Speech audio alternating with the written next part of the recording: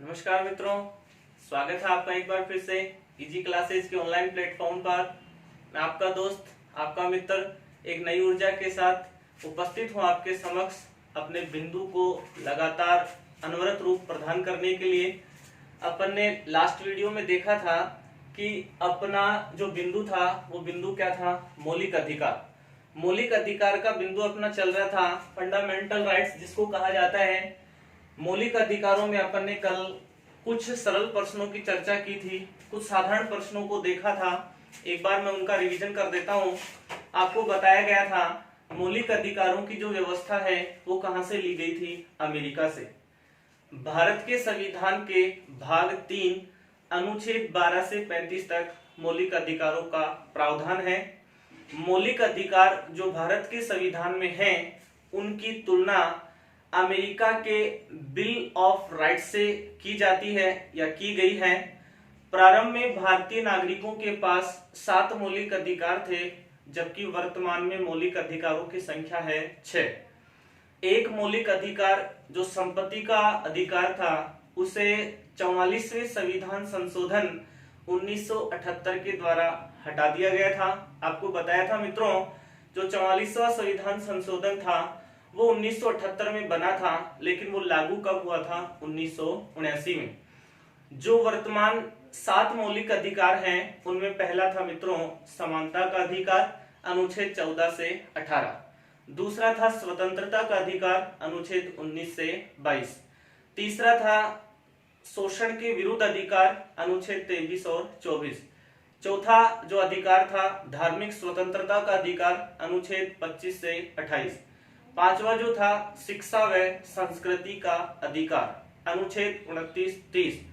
और अंतिम जो था मित्रों उसको अपन ने नाम दिया था संवैधानिक उपचारों का अधिकार, अनुच्छेद कौन सा था मित्रों? 32। मित्रों आपके सामने मैंने साझा किया था जो मौलिक अधिकार हैं उनको कई नामों से जाना जाता है। जैसे मौलिक अधिकारों को कहा जाता है संविधान का मैग्ना कार्टा। मैंने आपको बताया था मैग्ना कार्टा क्या था। 1215 ईस्वी में इंग्लैंड के राजा ने वहां की जनता को जिस पत्र पर अधिकार लिखकर दिए थे उस पत्र को कहा गया था मैग्ना कार्टा। मैग्ना कार्टा अंग्रेजी भाषा का शब्द है जिसका हिंदी रूपांतरण होता है नागरिक अधिकार पत्र। अब ऐसा कौन व्यक्ति था जिसने भाग 3 को संविधान का मैग्ना कार्टा कहा था? तो कल अपन ने एक इंपॉर्टेंट फैक्ट की चर्चा की थी। व्यक्ति विशेष अमेरिका के इतिहासकार थे जिनका नाम था ग्रेनविल ऑस्टिन। क्या नाम था मित्रों? Granville Austin. ग्रेनविल ऑस्टिन वो व्यक्ति थे जिन्होंने संविधान के भाग 3 को संविधान का मैग्ना कार्टा कहा था। आपको बताया था ग्रेनविल ऑस्टिन जो थे उनको 2011 में भारत का चौथा सर्वोच्च नागरिक सम्मान पद्मश्री दिया गया था और 2014 में ग्रेनविल ऑस्टिन का क्या हो गया था? निधन। फिर बताया था आपको ये जो भाग 3 है इस भाग 3 को ही कहा जाता है लोकतंत्र का आधार स्तंभ। और डॉक्टर भीमराव अंबेडकर जो थे उन्होंने भाग 3 को कहा था क्या? संविधान का सबसे प्रकाशमान व आलोकित भाग। ये मौलिक अधिकारों के कुछ उपनाम थे। फिर मित्रों आपको बताया था अधिकार अपन ने 3 प्रकार से चर्चा की थी। एक था मौलिक अधिकार, एक था मानवाधिकार और एक था विधिक अधिकार। सबसे व्यापक जो अवधारणा है वो मानवाधिकारों की थी जो प्रकृति ने मानव को दिए हैं। आपको बताया था कंपटीशन में एक तिथि बहुत ज्यादा पूछी जाती है। अंतरराष्ट्रीय मानवाधिकार दिवस मनाया जाता है कितने दिसंबर को? 10 दिसंबर को। फिर मित्रों अपन ने बात की थी मौलिक अधिकारों की। मौलिक अधिकार क्या होते हैं? तो मौलिक अधिकार किसी देश के संविधान के द्वारा प्रदत्त किए जाते हैं। मौलिक अधिकार राज्य के विरुद्ध एक गारंटी के रूप में स्थापित किए गए हैं। मौलिक अधिकार नागरिकों को ही दिए जाते हैं। मौलिक अधिकार मित्रों किसको दिए जाते हैं? नागरिकों को। आपको बताया था कौन कौन से ऐसे मौलिक अधिकार हैं जो केवल भारतीय नागरिकों को हैं। कौन कौन से ऐसे मौलिक अधिकार थे जो भारतीय नागरिकों के साथ साथ विदेशियों को भी प्राप्त है। आपको बताया था एक तो था अनुच्छेद 15, एक था अनुच्छेद 16, एक 19, एक 29 और एक 30। ये 5 जो आर्टिकल हैं वो तो केवल भारतीयों के लिए हैं और 9 प्रकार के जो अनुच्छेद थे वो भारतीयों के साथ साथ विदेशियों को भी प्राप्त हैं। उनमें कौन कौन से थे मित्रों? अनुच्छेद 14, अनुच्छेद 20, 21, 23, 24, 25, 26, 27 और 28। ये 9 मौलिक अधिकार जो हैं वो भारतीय नागरिकों के साथ साथ विदेशियों को भी दिए गए थे।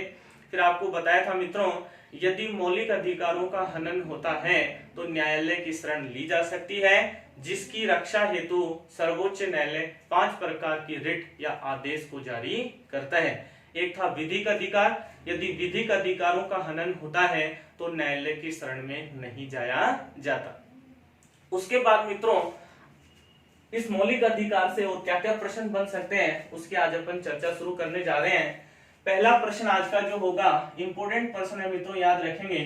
प्रश्न पूछा जाता है जो मौलिक अधिकार है उन मौलिक अधिकारों की जो प्रकृति है, ध्यान से समझना मित्रों, प्रश्न पूछा जाता है मौलिक अधिकार की प्रकृति है, तो आपको याद रखना है मौलिक अधिकार की जो प्रकृति है मित्रों वो प्रकृति है निषेधात्मक। कैसी प्रकृति है मित्रों? निषेधात्मक। सीधा फैक्ट आपसे प्रश्न पूछा जा सकता है मौलिक अधिकार की प्रकृति है, तो प्रकृति कैसी है? निषेधात्मक।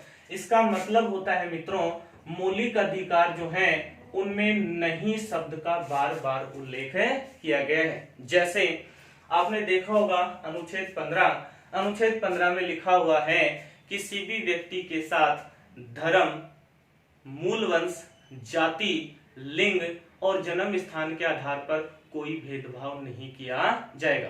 अब भेदभाव नहीं किया जाएगा, ये जो बार बार नहीं शब्द, जैसे अपन ने देखा था कि अनुच्छेद 17 क्या है? अनुच्छेद 17 किसी भी व्यक्ति के साथ अस्पृश्यता का व्यवहार नहीं किया जाएगा। तो जो नहीं शब्द है वो मित्रों देता है किसका प्रमाण? निषेधात्मक। तो प्रश्न पूछ लिया जाए कि मौलिक अधिकारों की प्रकृति कैसी है, तो अपने को बताना है मौलिक अधिकारों की प्रकृति कैसी है मित्रों? निषेधात्मक। दूसरा प्रश्न आपके साथ साझा कर रहा हूं मित्रों। प्रश्न पूछा जाता है मौलिक अधिकार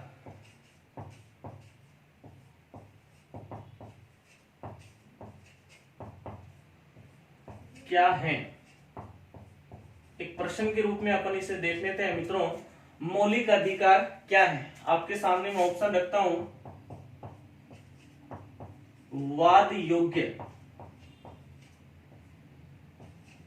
दूसरा अपन ऑप्शन देखें, वाद योग्य नहीं। तीसरा ऑप्शन अपन देखें, लचीले। और चौथा ऑप्शन अपन देखें मित्रों तो वो क्या है? कठोर। ये परीक्षा में पूछा गया प्रश्न है मित्रों। प्रश्न पूछने का तरीका था मौलिक अधिकार क्या है, तो आपको उसका आंसर बताना है मित्रों। मौलिक अधिकार क्या है? वाद योग्य। क्योंकि मैंने आपको पहले ही बता दिया था यदि मौलिक अधिकारों का हनन होता है, ध्यान से सुनने का प्रयास करें, यदि मौलिक अधिकारों का हनन होता है तो न्यायालय की शरण ली जाती है, जिसकी रक्षा हेतु न्यायालय 5 प्रकार की रिट या आदेश को जारी करता है। आपको बताया था जो मौलिक अधिकार हैं वो राज्य के विरुद्ध एक गारंटी के रूप में उनको स्थान दिया गया है। तो इसका आंसर क्या हो जाएगा मित्रों? मौलिक अधिकार क्या है? तो मौलिक अधिकार मित्रों क्या है? वाद योग्य। और प्रश्न यहां से अपन ने देखा कि मौलिक अधिकारों की प्रकृति कैसी है, तो मित्रों प्रकृति कैसी है? निषेधात्मक। मतलब इसमें नहीं का जो भाव है वो अधिकांश देखने को मिलता है। तो आज के प्रश्न में ये 2 इंपॉर्टेंट प्रश्न है, आप लीजिए इसका स्क्रीनशॉट, फिर मैं आपको आगे की बातें बताता हूं।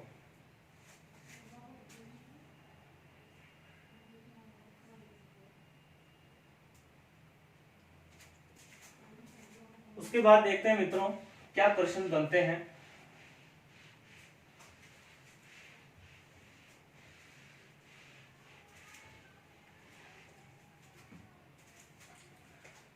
ये अपन भली भांति जानते हैं मित्रों जो मौलिक अधिकार हैं उनका उल्लेख है संविधान के अनुच्छेद 12 से 35 तक। लेकिन कल अपन ने देखा था कि जो पहला अधिकार था, और पहला अधिकार कौन सा था मित्रों?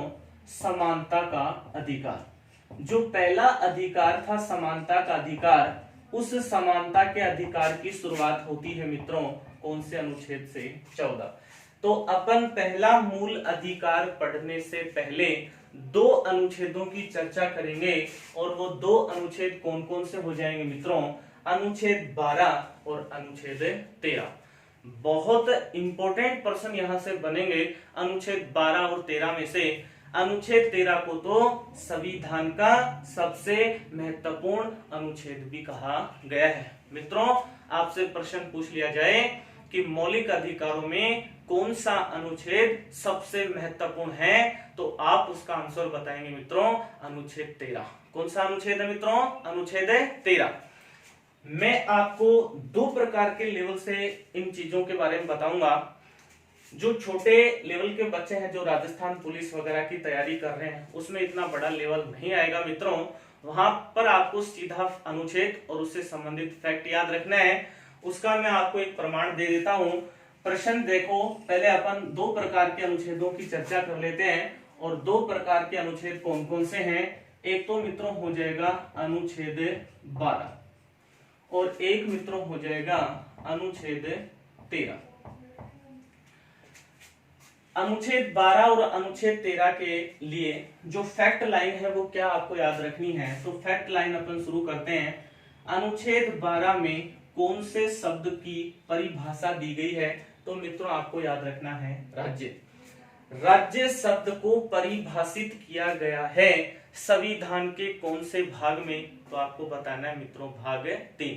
लेकिन ध्यान रखेंगे संविधान के भाग 3 के साथ साथ संविधान के भाग 4 में जो पहला अनुच्छेद है अनुच्छेद 36 नीति निर्देशक तत्वों का बिंदु अपन देखेंगे, वहां पर विस्तार से चर्चा करेंगे।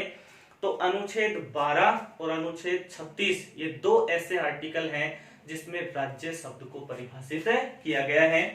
तो अनुच्छेद 12 में कौन से शब्द की परिभाषा दी गई है मित्रों?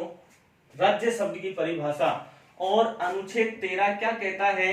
अनुच्छेद 13 में वर्णन किया गया है कि नागरिकों को जो मौलिक अधिकार प्रदान किए गए हैं, ध्यान से सुनना मित्रों, भारतीय नागरिकों को संविधान के द्वारा जो मौलिक अधिकार प्रदान किए गए हैं उन मौलिक अधिकारों को अनुच्छेद 13 में दिया गया है मित्रों। क्या दिया गया है? संरक्षण।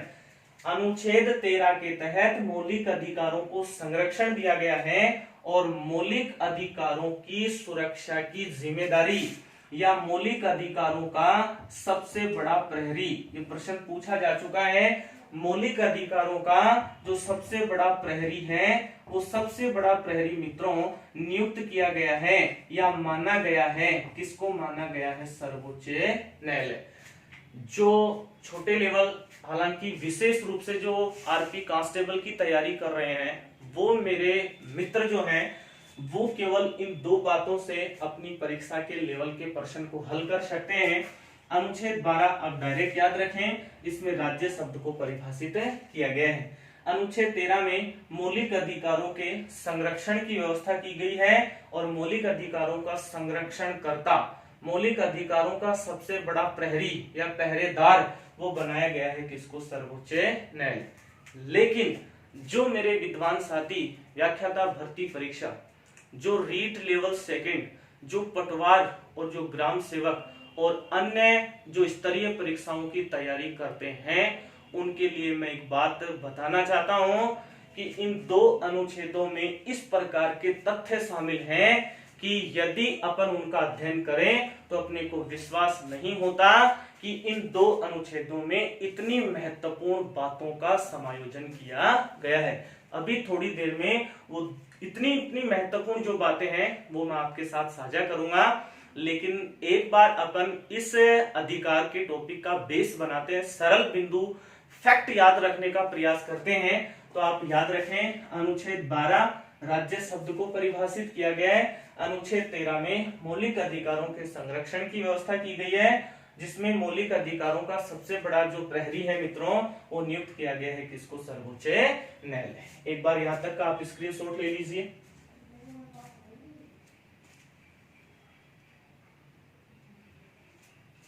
उसके बाद देखते हैं मित्रों, मैंने आपको बताया कि मौलिक अधिकारों की शुरुआत हो रही है अनुच्छेद 12 से, जबकि पहला जो मूल अधिकार है जिसे अपन ने नाम दिया समानता का अधिकार, वो अपना मौलिक अधिकार अनुच्छेद 14 से शुरू होकर अंत में पहुंच रहा है मित्रों कहां पर, 18। अनुच्छेद 14 से अनुच्छेद 18 ऐसे प्रश्न देखने को मिले हैं मित्रों। प्रश्न पूछने का तरीका क्या होता है, प्रश्न बना दिया जाता है जानबूझकर, वो हालांकि प्रश्न होता नहीं है, क्योंकि एग्जामिनर के मन में किस प्रकार की भावना चल रही है, वो कैसा प्रश्न देना चाहता है, वो उसी के ऊपर डिपेंड करता है। प्रश्न पूछने का तरीका हो जाता है समानता के अधिकार का उल्लेख कौन से अनुच्छेदों में है, तो अपन ढूंढेंगे अनुच्छेद 14 से 18। मित्रों अपन देख रहे हैं अनुच्छेद 14 से 18 तक जो आर्टिकल है उन आर्टिकलों की संख्या कितनी है मित्रों, 5। प्रश्न पूछने का तरीका हो जाता है कि समानता के अधिकार में कितने अनुच्छेदों का प्रावधान है, तो मित्रों अपन बताएंगे कि अनुच्छेद, ये जो समानता का अधिकार है इसमें कितने प्रकार के अनुच्छेद हैं, 5। पहले मैं आपके सामने सरल रूप में ये बात साझा करने का प्रयास कर रहा हूं। आप सीधे फैक्ट के रूप में पहले ये जानो कि किसी अनुच्छेद का पर्टिकुलर अर्थ क्या होता है, उसके बाद उसमें अंतर्निहित जितनी भी विशेषताएं हैं उनकी अपन विस्तार से चर्चा करेंगे। तो अपन देख लेते हैं समानता के अधिकार में कौन कौन से आर्टिकल हैं और उनमें किस प्रकार का प्रावधान किया गया है। तो ध्यान से सुने मित्रों, पहला जो अनुच्छेद है वो पहला अनुच्छेद कौन सा हो जाएगा, अनुच्छेद 14। अनुच्छेद 14 में 2 शब्द लिखे हुए हैं मित्रों, उनमें पहला जो शब्द है वो पहला शब्द है कानून के समक्ष समानता। क्या है मित्रों, कानून के समक्ष समानता, और दूसरा शब्द लिखा हुआ है मित्रों कानून का समान संरक्षण। बहुत इंपॉर्टेंट लाइन है, कई बार परीक्षा में पूछी जा चुकी है। कानून के समक्ष सभी व्यक्ति समान है, राज्य उनके साथ किसी भी प्रकार का कोई भेदभाव नहीं करेगा। ध्यान रखें मित्रों, अनुच्छेद 14 में कानून के समक्ष जो समानता है वो एक नकारात्मक अवधारणा है। क्या है मित्रों, नकारात्मक अवधारणा। अब वो नकारात्मक अवधारणा क्यों है उसके लिए आप थोड़ी देर इंतजार करें, मैं आपको पूरी डिटेल बताऊंगा। अनुच्छेद 14 में लिखा हुआ है कानून के समक्ष समानता। चलो मैं पूरा लाइन लिख देता हूं।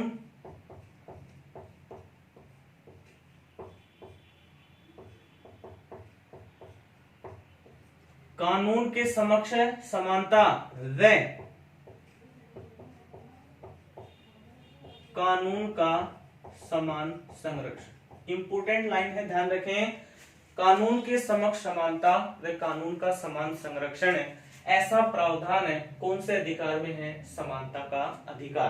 पर्टिकुलर अपने सामने यदि अनुच्छेद की बात करें तो आप अनुच्छेद बता देंगे कौन सा अनुच्छेद है, 14। उसके बाद अपन बात करते हैं अनुच्छेद 15। अनुच्छेद 15 में क्या प्रावधान है मित्रों, तो अनुच्छेद 15 में कहा गया है कि जो राज्य है, राज्य जो है वो किसी भी व्यक्ति के साथ नहीं करेगा किसका व्यवहार, असमानता। राज्य या जो देश, ध्यान रखें मित्रों यहाँ पर राज्य में किसी राज्य विशेष की चर्चा नहीं कर रहा हूं, यहाँ राज्य का मतलब है देश या राष्ट्र। तो जो भारत देश है वो किसी भी व्यक्ति के प्रति नहीं करेगा क्या, असमानता। अब ये असमानता कौन कौन से बिंदुओं में, तो इसमें 5 प्रकार की असमानता का प्रावधान बताया गया है मित्रों। उसमें पहली जो असमानता है वो क्या बताई गई है, धर्म। उसके बाद बताई गई है मित्रों मूल वंश। मूल वंश के बाद में बताई गई है मित्रों जाति। जाति के बाद बताया गया है मित्रों क्या, लिंग। और उसके बाद बताया गया मित्रों जन्म स्थान।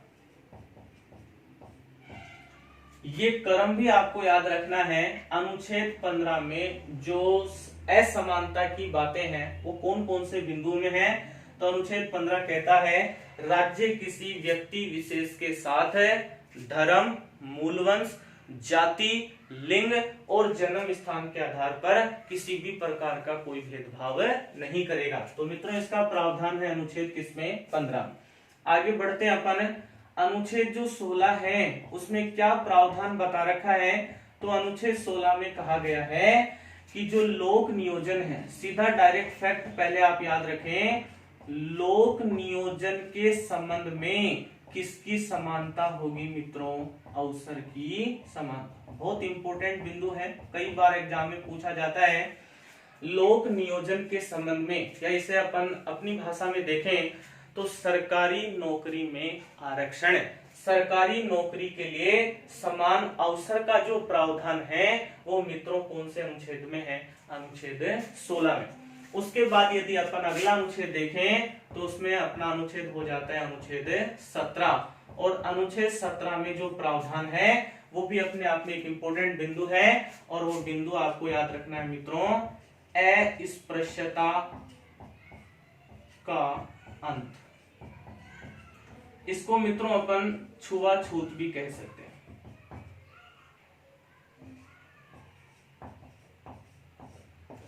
जो एक सामाजिक बुराई है अस्पृश्यता, जिसको छुआछूत भी कहा जाता है, उसकी समाप्ति का प्रावधान है किसी भी व्यक्ति के साथ अस्पृश्यता का भेदभाव नहीं किया जाएगा। इसका प्रमाण मित्रों कौन से अनुच्छेद में है? अनुच्छेद 17। और अंतिम जो अपन अनुच्छेद देखें तो उसमें अपना अनुच्छेद हो जाता है मित्रों अनुच्छेद 18। अनुच्छेद 18 में क्या प्रावधान किया गया है?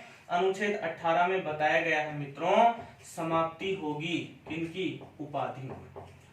उपाधियों का अंत या उपाधियों की समाप्ति का जो प्रावधान है वो प्रावधान मित्रों कौन से अनुच्छेद में है? 18। अब कई बार ऐसा देखा गया है मित्रों, बड़े लेवल के या बड़े स्तर के जो एग्जाम होते हैं वहां पर भी कई बार इस प्रकार के सरल प्रश्नों को पूछ लिया जाता है। अभी अपना बिंदु समाप्त नहीं हुआ है, अभी अपना अनुच्छेद या समानता के अधिकार को अपन ने समाप्त नहीं किया है। इसके लिए तो अपन बहुत विस्तार से चर्चा करने वाले मित्रों। मैं आपके सामने इस प्रकार के बिंदु रखने वाला हूं जिसकी आपने कल्पना भी नहीं की होगी। हालांकि अपन उनको अपनी आम भाषा में जानते हैं, लेकिन हमें ये नहीं पता कि संविधान के ये जो व्यवस्था है ये संविधान के इस अनुच्छेद में शामिल की गई। तो मैं आपके सामने वो सब चीजें साझा करने वाला हूं, आप थोड़ी देर इंतजार करें। लेकिन जो अभी राजस्थान पुलिस कांस्टेबल की तैयारी कर रहे हैं उनके लिए ये फैक्ट कारगर साबित हो सकते हैं। अनुच्छेद 14 कानून के समक्ष समानता व कानून का समान संरक्षण। अनुच्छेद 15 राज्य किसी भी व्यक्ति के साथ धर्म, मूलवंश, जाति, लिंग और जन्म स्थान के आधार पर कोई भेदभाव नहीं करेगा। अनुच्छेद 16 में बताया गया है लोक नियोजन के संबंध में अवसर की समानता, या इसे अपन कह सकते हैं सरकारी नौकरी में आरक्षण। अनुच्छेद 17 अस्पृश्यता या छुआछूत की क्या की गई है मित्रों? समाप्ति। और अनुच्छेद 18 कहता है उपाधियों का अंत। उम्मीद कर रहा हूं आपको ये मेरा जो वीडियो है, मेरा पढ़ाने का जो तरीका है वो पसंद आ रहा होगा। तो आपको यदि वीडियो अच्छा लग रहा है तो इसे लाइक करें। कोई भी आपके प्रश्न है, कोई डाउट है तो कमेंट के माध्यम से मेरे तक पहुंचाएं, उसका समाधान मैं आप तक जरूर पहुंचाने का प्रयास करूंगा। और अपने मित्रों के साथ वीडियो का लिंक शेयर करें ताकि वो भी इस मुहिम का अधिक से अधिक लाभ उठा सकें। और ध्यान रखें चैनल को सब्सक्राइब करना ना भूलें। तो लीजिए मित्रों यहाँ तक का एक बार स्क्रीनशॉट, फिर मैं आपको कुछ लेवल के प्रश्नों की बातें बताता हूँ।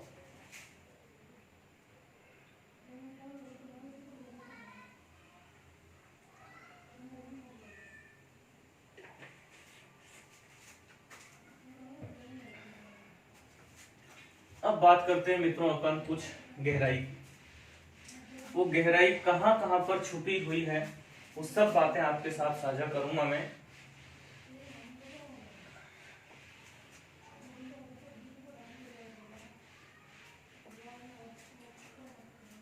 अभी अपन ने देखा कि जो मूल अधिकार है उन मूल अधिकारों की शुरुआत होती है मित्रों कौन से अनुच्छेद से? अनुच्छेद 14। अनुच्छेद पहले अपन 12 देखें। पहला मौलिक अधिकार तो अनुच्छेद 14 से शुरू होता है जो समानता का अधिकार है, लेकिन मूल अधिकारों की शुरुआत हो रही है मित्रों कहां से? अनुच्छेद 12।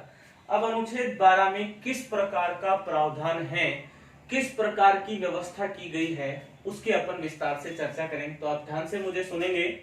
मैंने आपको बताया यदि सीधा फैक्ट आपसे पूछ लिया जाए तो फैक्ट हो जाएगा कि जो अनुच्छेद 12 है इसमें जो राज्य शब्द है, ध्यान से समझेंगे मित्रों, राज्य शब्द को किया गया है मित्रों, क्या किया गया है? परिभाषित। प्रश्न मित्रों पूछने का दूसरा तरीका हो जाएगा कि अनुच्छेद 12 के साथ साथ या अनुच्छेद 12 के अलावा संविधान का ऐसा कौन सा अनुच्छेद है जिसमें राज्य शब्द को परिभाषित किया गया है, तो मित्रों आपको बताना है अनुच्छेद 36।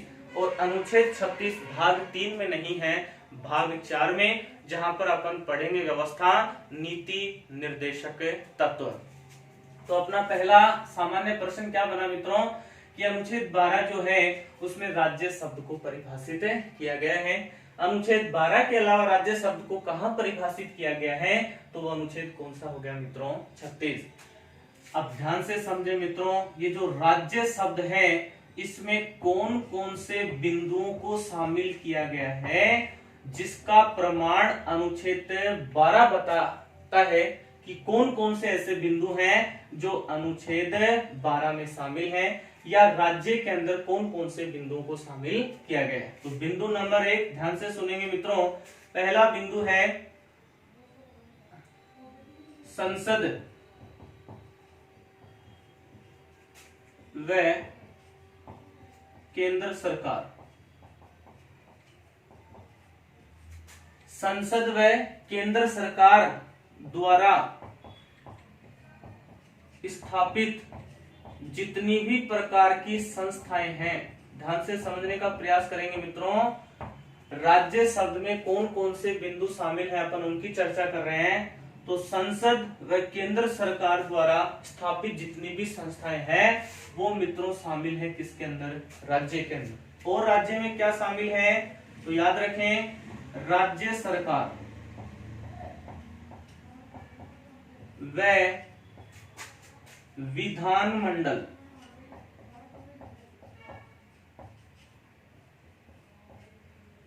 द्वारा स्थापित संस्थाएं।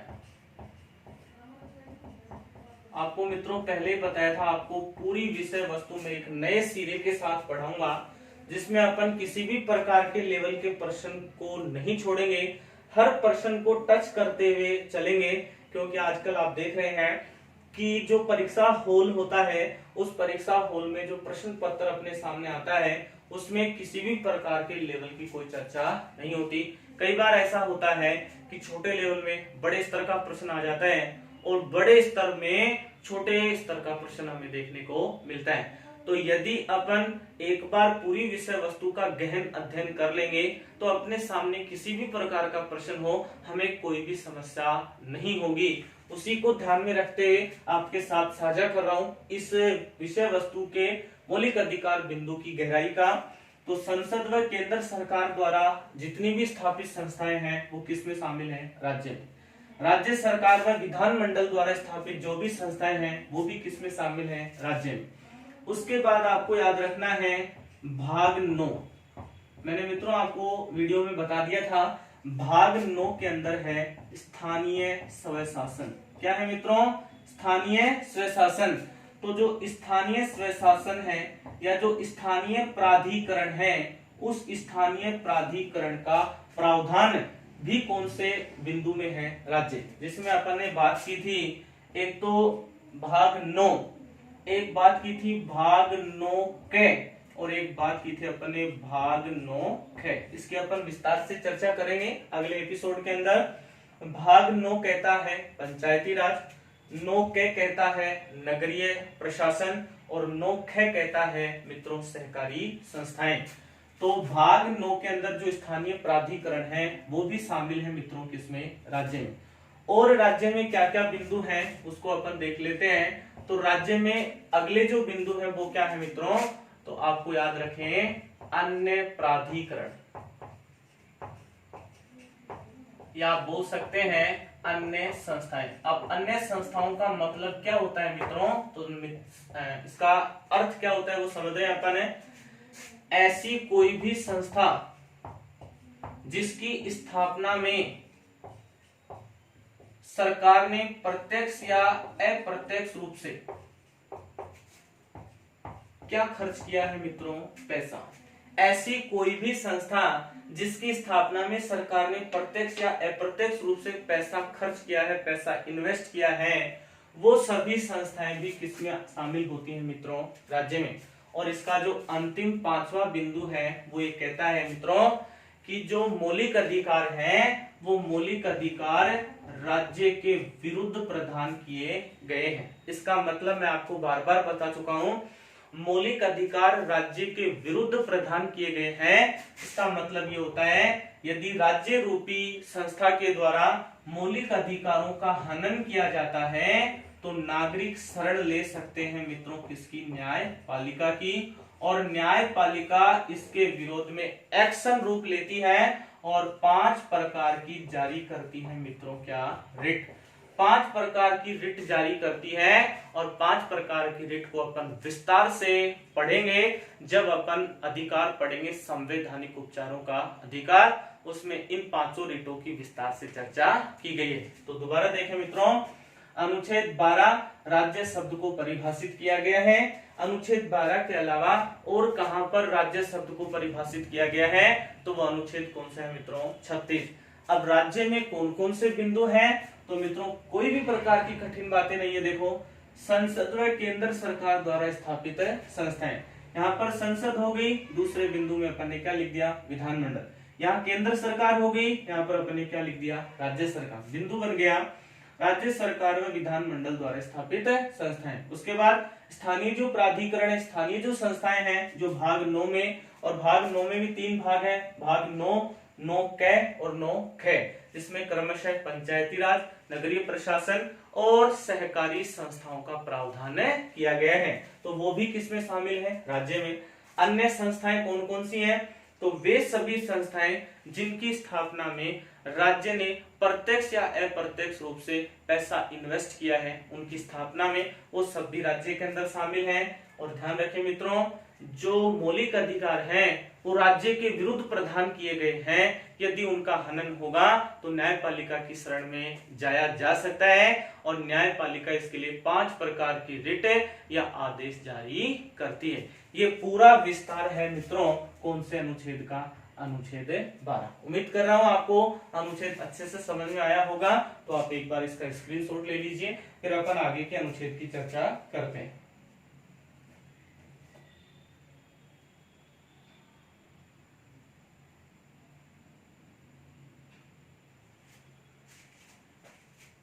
आगे देखें मित्रों,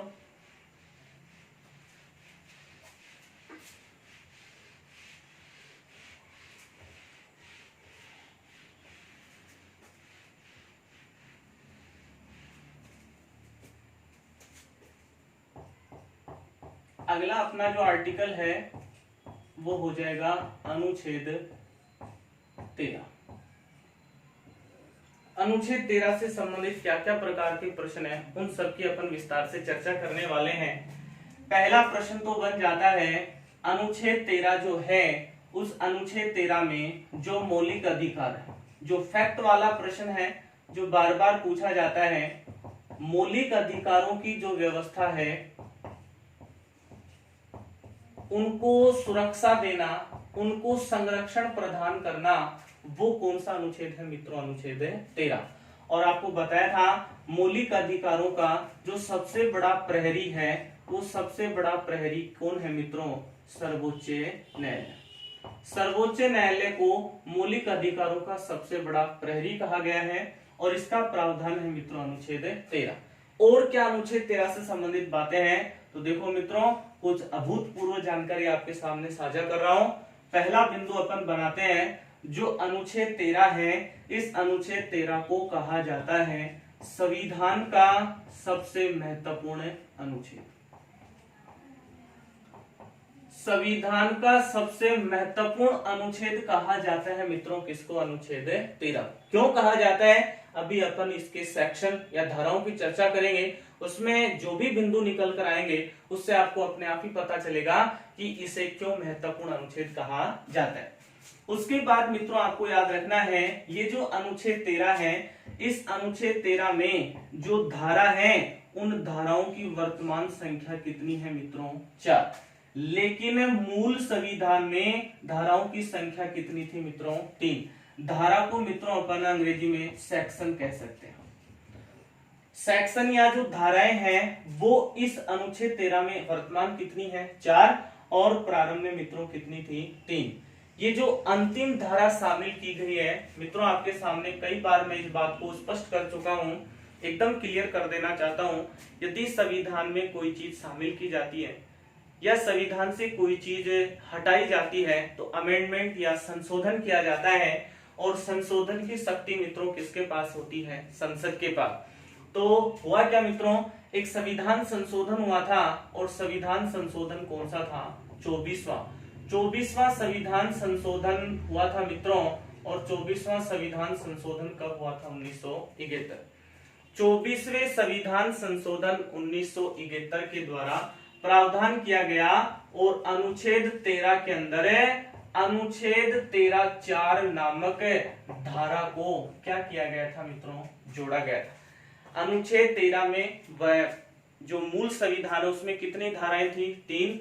आज कितनी धाराएं हैं, 4। जो अंतिम धारा है उसको 24वें संविधान संशोधन 1971 के द्वारा जोड़ा गया। उसके बाद जो प्रश्न अपना तैयार होता है वो प्रश्न क्या होगा मित्रों, एक शब्द लिखता हूं, शब्द है न्यायिक पुनरावलोकन। मित्रों आपको मैंने इसके बारे में पहले बता दिया था, अपन ने एक ऐसा चैप्टर देखा था जिसमें संविधान के प्रमुख भागों की चर्चा की थी। तो न्यायिक पुनरावलोकन जो है उसकी व्यवस्था ली गई है अमेरिका से। कहां से ली गई मित्रों, अमेरिका के संविधान से न्यायिक पुनरावलोकन की व्यवस्था ली गई है। लेकिन भारतीय संविधान के, ध्यान से समझना मित्रों, भारतीय संविधान के किसी भी अनुच्छेद में न्यायिक पुनरावलोकन का प्रावधान नहीं है। न्यायिक पुनरावलोकन को अपनाया गया है लेकिन आज तक किसी भी अनुच्छेद में इसको शामिल नहीं किया गया। अब जो बात कहने जा रहा हूं धैर्य से सुनेंगे मित्रों आप, बहुत अच्छा प्रश्न बोल रहा हूं। न्यायिक पुनरावलोकन की व्यवस्था अमेरिका से ली गई है। न्यायिक पुनरावलोकन का प्रावधान संविधान में किसी भी अनुच्छेद में नहीं है, लेकिन ऐसा कौन सा अनुच्छेद है, ध्यान से समझे मित्रों, पूरे मनोयोग के साथ सुनने का प्रयास करें। ऐसा कौन सा अनुच्छेद है जो न्यायिक पुनरावलोकन प्रक्रिया को प्रदान करता है, क्या प्रदान करता है मित्रों, आधार। आधार प्रदान करने वाला जो अनुच्छेद है उस अनुच्छेद का क्रमांक है मित्रों, कौन सा अनुच्छेद है, 13। कितनी महत्वपूर्ण बातें आपके सामने साझा की है। अभी तो अपन ने इस अनुच्छेद 13 का ट्रेलर देखा है। अभी तो जब अपन इसकी 4 सेक्शन या 4 धाराएं पढ़ेंगे तो उसमें और अनोखी बातें अपने सामने उपस्थित होने वाली हैं। आप धैर्य रखें, वीडियो के अंत तक बने रहें। वीडियो अच्छा लगे तो इसे लाइक जरूर करें।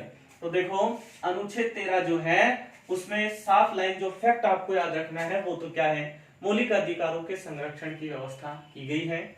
और मौलिक अधिकारों का सबसे बड़ा संरक्षणकर्ता, सबसे बड़ा सुरक्षा कर्मी, सबसे बड़ा प्रहरी, सबसे बड़ा पहरेदार वो नियुक्त किया गया है मित्रों, किसको, सर्वोच्च न्यायालय। उसके बाद अनुच्छेद 13 में और क्या क्या बिंदु हैं, तो अनुच्छेद 13 जो है उसे संविधान का सबसे महत्वपूर्ण अनुच्छेद कहा जाता है। अनुच्छेद 13 के अंदर धाराओं की संख्या वर्तमान कितनी है, 4, जबकि मूल संविधान में कितनी थी, 3। अब जो अंतिम धारा जोड़ी गई है 13(4), उसको जोड़ने के लिए एक संविधान संशोधन हुआ था, 24वां संविधान संशोधन 1971। इसके द्वारा अनुच्छेद 13 में अनुच्छेद 13(4) नामक धारा जोड़ी गई थी। न्यायिक पुनरावलोकन की जो व्यवस्था है जो अपन ने अमेरिका के संविधान से ग्रहण की है उसका भारत के संविधान के किसी अनुच्छेद में उल्लेख नहीं है। लेकिन ध्यान से सुना मित्रों, लेकिन न्यायिक पुनरावलोकन नामक प्रक्रिया को ऐसा कौन सा अनुच्छेद है जो आधार प्रदान करता है, तो आधार प्रदान करने वाला जो अनुच्छेद है मित्रों वो अनुच्छेद कौन सा है, अनुच्छेद 13। उसके बाद अपन देखेंगे इस अनुच्छेद 13 के अंदर 4 प्रकार की धाराएं कौन कौन सा प्रावधान करती हैं। लीजिए यहां तक का स्क्रीनशॉट एक बार, फिर अपन आगे की चर्चा करते हैं।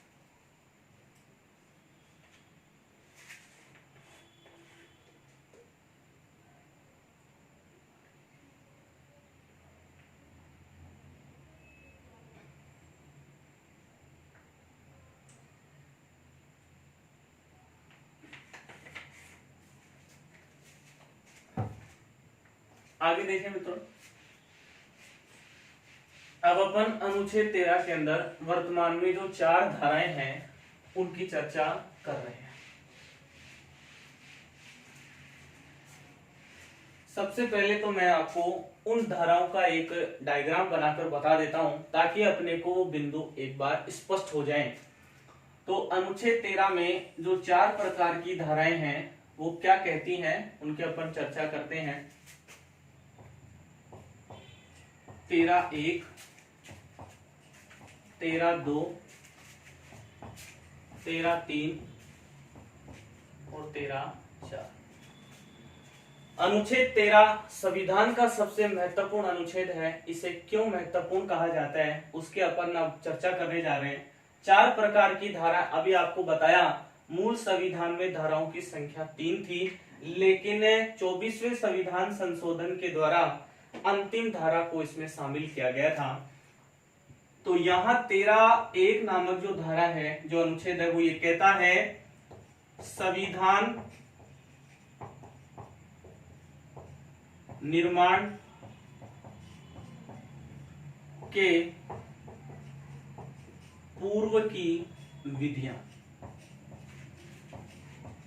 मित्रों, यदि अपने को इस प्रकार के फैक्ट भी याद हुए तो अपना प्रश्न अनुच्छेदों में गलत नहीं होगा।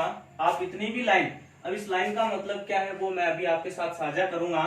अनुच्छेद 13(1) कहता है संविधान निर्माण के पूर्व की विधियां। मतलब जब भारत का संविधान बन गया था, जब भारत का संविधान लागू हो गया था, तो उससे पहले की जितनी भी विधियां या जो कानून है उनका प्रावधान है अनुच्छेद 13(1). अनुच्छेद 13(2) क्या कहता है? संविधान निर्माण के बाद की विधियां। दोनों एक दूसरे के पूरक हो गए मित्रों। अनुच्छेद 13(1) तो कहता है कि संविधान निर्माण के पूर्व की विधियां, और अनुच्छेद 13(2) कहता है संविधान निर्माण के बाद की विधियां।